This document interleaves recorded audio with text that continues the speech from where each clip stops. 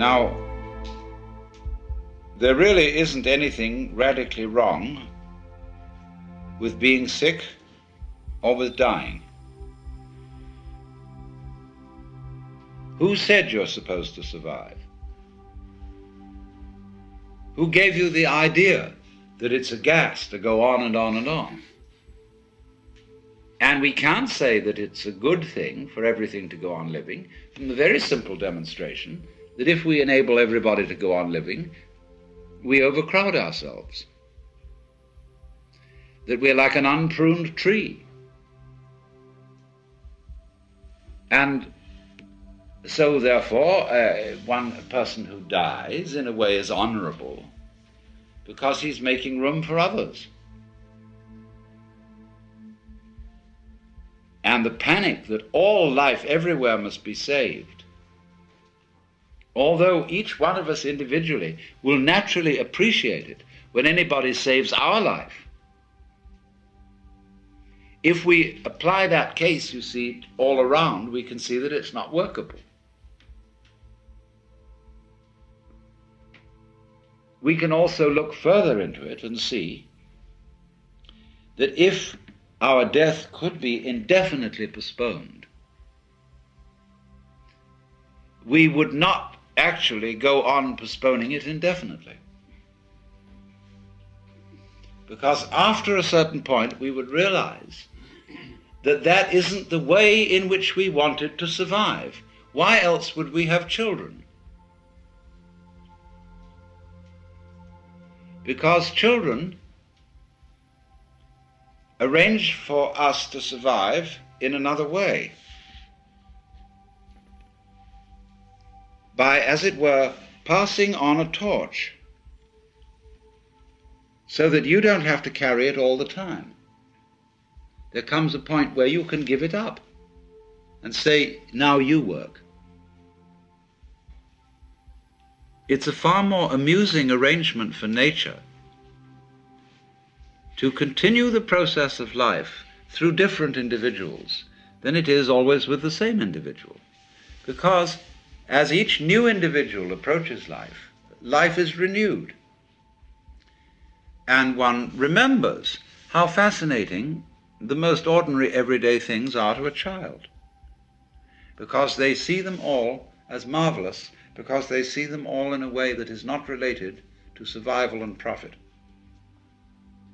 And when we get to thinking of everything in terms of survival and profit value, as we do, then the shapes of scratches on the floor cease to have magic. And most things, in fact, cease to have magic. So therefore, in the course of nature, once we have ceased to see magic in the world anymore, we are no longer fulfilling nature's game of being aware of itself. There's no point in it anymore. And so we die. And so something else comes to birth, which gets an entirely new view. And so nature's self-awareness is a game worth the candle. It is not, therefore, natural for us to wish to prolong life indefinitely. But we live in a culture where it has been rubbed into us in every conceivable way that to die is a terrible thing. And that is a tremendous disease from which our culture in particular suffers. And we notice it firstly in the way in which death is swept under the carpet. This is one of the major problems in hospital work. When a family conspires with the doctor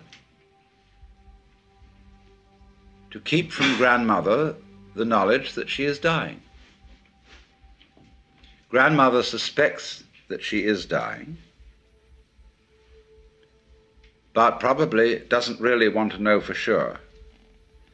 And her family talk with her in such a way as to say, well, it'll be, you'll probably be getting all right in a few weeks, and won't it be nice to be able to do this, that, and the other, because they have this funny feeling that it's important to build up courage and hope. And so they become liars, and a mutual mistrust develops. Because once you are playing the game on that level, you tend to play the mistrust on other levels.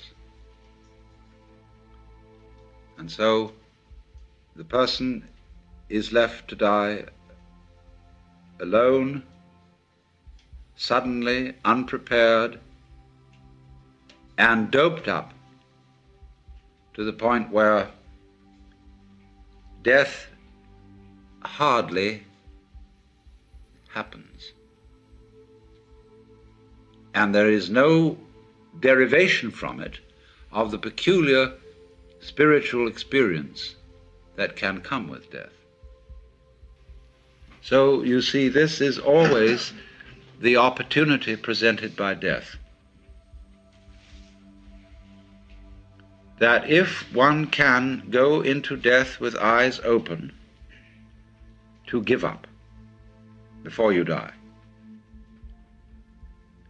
this extraordinary thing can happen to you.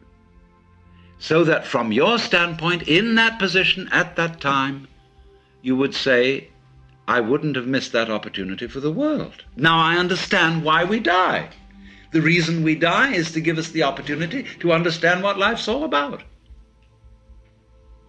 By letting go. Because then we come to a situation that the ego can't deal with. When we are no longer hypnotized by that, then our natural consciousness can see clearly what all this universe is for. So, therefore, we have missed this golden opportunity by institutionalizing death out of the way, instead of having a socially understood acceptance of death and rejoicing in death. So it follows from that, you see, that if any one of us could at this moment be as one about to die,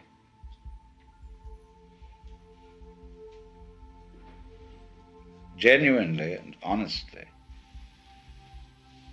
we would understand the mystery of life.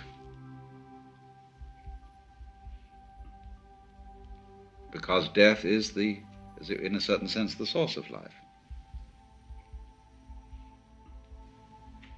Just as we see in nature, when the leaves fall from the trees, they mold and rot, and this supplies humus, from which more plants can grow. It's a cycle like that.